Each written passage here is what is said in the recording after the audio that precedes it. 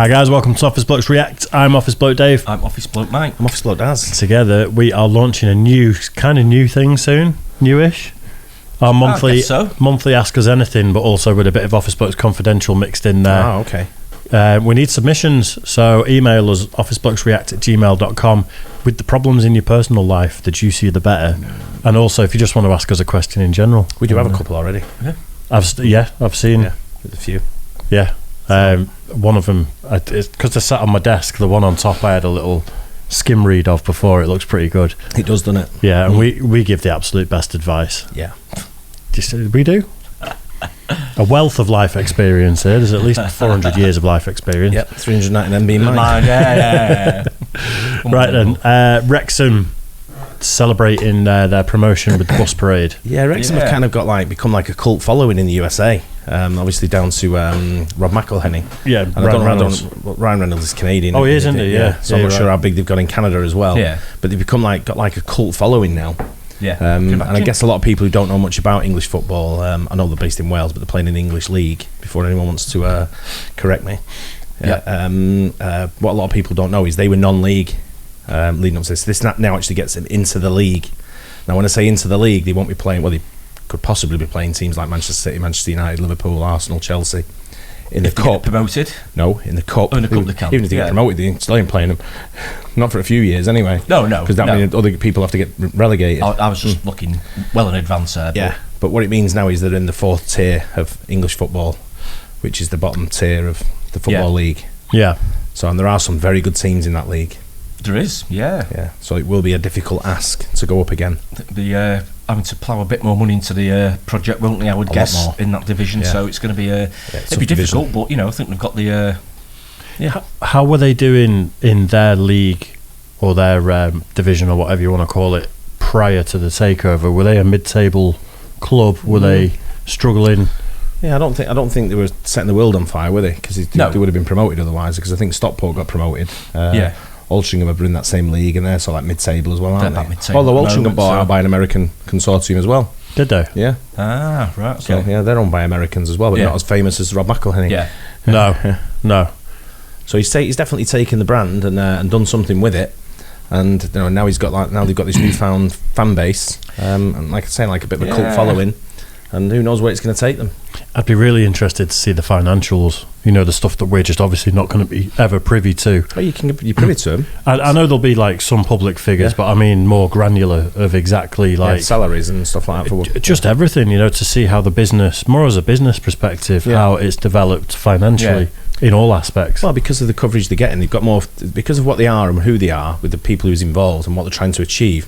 They've had a lot more TV coverage over here than any other non-league team's ever had in the history of the sport, probably. Yeah, I guess so. So then you've got the brand awareness comes into play, where you've got people like TikTok on the front of the shirt, and then got a documentary as well that they did. Is it the gin or the whiskey or whatever? It's some kind of spirit. I think it's whiskey, isn't it? Is it Ryan Reynolds' brand? Yeah, because he's that's right. I think he's got. Is it? I thought he had a tequila for some reason. I've got it down as well. I can't remember, but anyway, you've got that involved. For whatever it is, and there's all different types of big name sponsors plowing money into it. Yeah.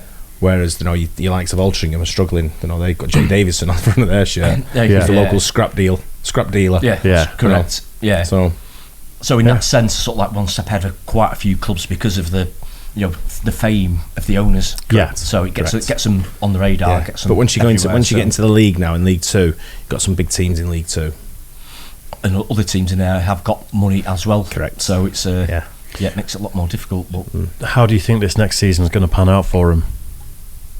I think they'll be mid-table. But mid-table after a promotion is a win, isn't it? Really? Oh, if you stay up, consolidate. The key is try and stay up and then push for the top few places if you can. They've got some decent players going into League Two, but League Two have also got some, like I say, some decent teams. Yeah. So you'll have the teams coming down from League One as well. Remember. Exactly. So and I think there's some big names as well going down. So it's it would be easy, not by a long shot. No. Much more investment, but because of some of the sponsorship deals they are getting, like TikTok, they're probably getting more sponsorship dealing, but more money wise than a lot of other teams around them. Because of that, I would guess. And crowd participation plays a lot. They're going to get bigger attendances, so the attendances will go up. The noise of the stadium will go up. The teams will be up for it. But remember, you only play half the games at home. The other half you've got to play away. Yeah. So while you still have travelling fans that go with it, you're not going to get 20,000 people at Stockport County away. Yeah. Yeah. So it'd be interesting to see if you get travelling American fans or worldwide fans that would go to an away game. So Wrexham, it'd be hard to get tickets. Because do they still get a small allocation even if the stadium's not full? Every away allocation is a percentage of the attendance, right? Maximum attendance. Yeah. So for League Two, you go to somewhere like Rochdale, for example, and you probably only get 6,000 in the stadium. Right. So you're only probably getting like 400 seats.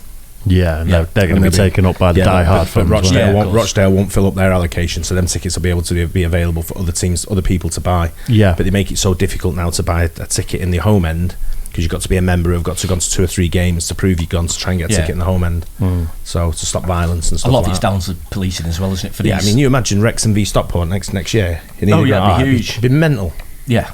There'd be proper fighting everywhere. Because it's not far, is it? It's like an hour away. Less not even that, maybe. 45 minutes. 45 minutes. Do you think there's potentially the dodgier side of football could rear its head at some point then, and you've got all of this fanfare around Wrexham, and you could get a handful of like 10 Wrexham fans go and get in a fight with Stockport County fans? It will happen. And it'll be public, and then it'll be... Because that's probably a side of it that McElhenney and Ryan Reynolds wouldn't comprehend until it happened. It will happen. It will happen. Do you think it will? A case of, do you think it might happen? Wrexham against Stockport County will be a naughty game to go to. There's certain teams in the lower divisions that have got Stockport have got a big following of a certain type of fan, and Stockport have got quite a few. They're renowned for it. They're renowned for it. But there's a few clubs like that, isn't there? Yeah, Millwall's like another one that's renowned for it. But Stockport are on the same level as Millwall. That'd be a very interesting twist to this whole story, wouldn't it? Yeah. If something bad happened very publicly. I don't think it's bad. I mean, that's no fault of the owners or the Wrexham Football Club. It'd be worse because it's amplified because of their trajectory and the fame and all the press that they're getting.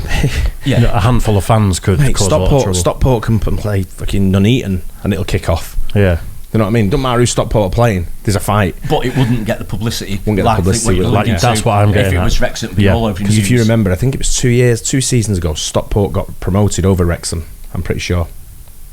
Right. I think Wrexham were in the push for the promotion, but Stockport got it. Yeah. I think that was their first season they had it, maybe. I think this is their second season, isn't it? Right. Yeah, I think maybe. So.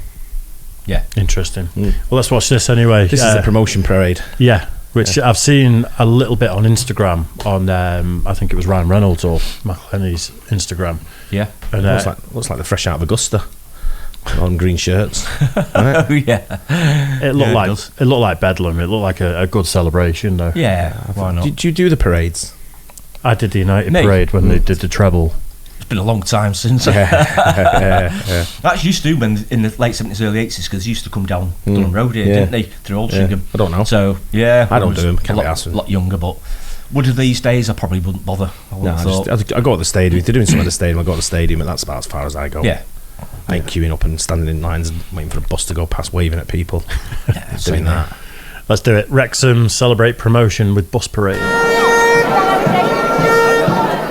This is what happens when Stardust meets a passionate fan base who have waited 15 years to return to the Football League.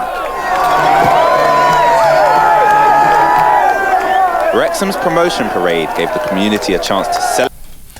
Why is there 3 buses? I mean, how many players have they got? There's a few bandwagon jumpers there. I disagree with you a bit there, Mike. Because I think they should, when the club wins something, everyone that's associated with the club, as far as a working capacity, should be involved in this kind of like fanfare. Yeah. Especially with someone like Wrexham. So I think you should have like the people who work in the canteens, the stewards if they're employed by the club, which a lot of them are not anyway. But anyone that's employed by the club, as far as like physios, trainers, canteen workers, cleaners. Anything like that. I go up to a certain extent, but clubs like United and City, they employ thousands of people. It's too much. You couldn't get everyone, so I get what you mean. No. But this is a bit different. Maybe a sort of like selection or something. This is a bit different. You might do a raffle or a ballot. So you can get on the buses, from every department. Some from 3 canteen, spaces. Some from I get that. Yeah.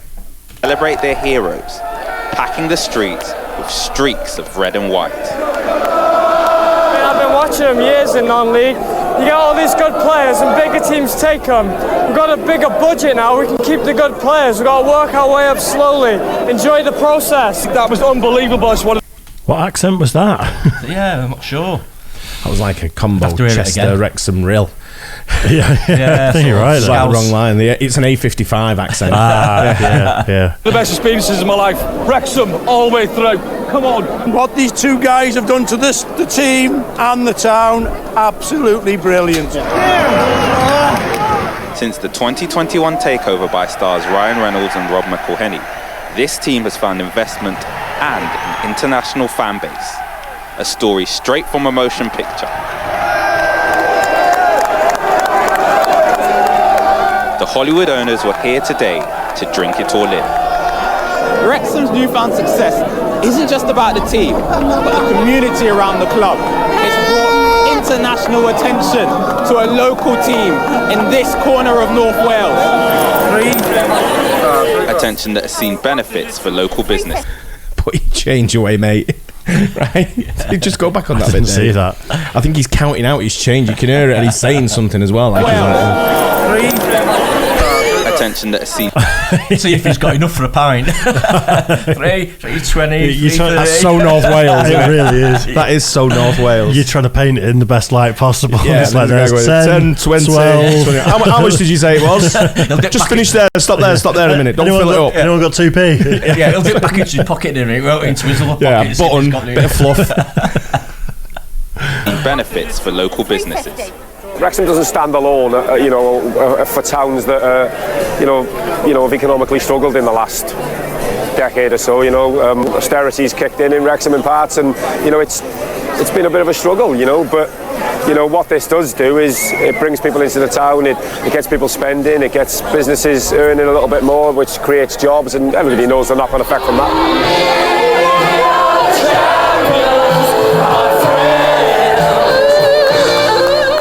They don't want to stop here. The dream is to one day compete in the Premier League. That might seem far away, but fans here and around the world are hoping their team's Hollywood revival has only just begun. Shingi Marike, Sky News, Wrexham. I think it's cool. Yeah, I think it's a great story. It's like I say though, there's two ways you're looking at it. If you take Manchester City for example, who've done exactly the same and get hatred for it. How low did City get when they were third tier? Third tier. Mm-hmm. So these have just been promoted to the fourth tier. Correct. Right. Mm. So it's not inconceivable to go all the way up, but then City already had that heritage and they'd done it before. Probably a bigger fan base anyway. Yeah. So we played in the top team for many years. Yeah. And it's but you've got that kind of thing where one has hatred though and one has admiration, who've both done exactly the same thing. I get what you're saying. Yeah. And for anyone that says, "Oh, I love it. I love the Wrexham story," then looks at City and goes, "No, that's shit. That you've spent money." Well, where's the difference? Yeah, we talked about it off camera a little bit. You've got to take a look at yourself if that's the case and go, I love what's going on in Wrexham. I think it's a great thing for football, and I think it spreads the word about football in different parts of the world. But at the same time, it's going to be a big tough ask for him next season. I think there's, like I alluded to off camera, I think there's an element of racism. Absolutely, 100%. Not liking the City story. Yeah, this is two Hollywood attractive white males that have taken over the club, and then the other one's like a billionaire sheikh. Yeah. And that's made some people uncomfortable, hasn't it? Yep. So that's why they're getting. That's one of the reasons I think they're getting treated differently. Yeah. It has to play a part. People have their own opinions, but it's not. There's not too much difference in what's happened. Where one person's come in and one person's come in. They both invested in a club, put money in, broke.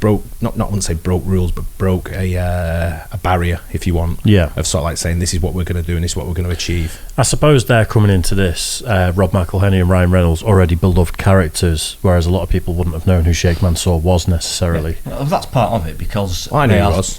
Because you did. He lived near me. But the vast majority of people are going to be like, who's this randomer?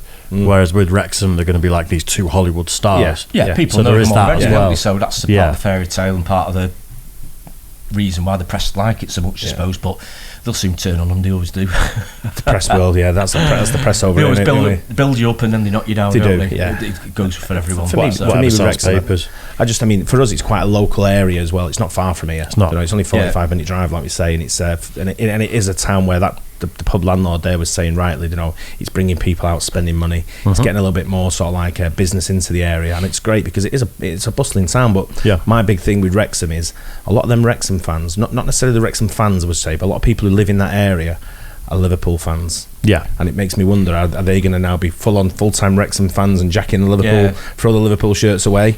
Or are they going to say, no, I'm Wrexham and Liverpool? You can't say that.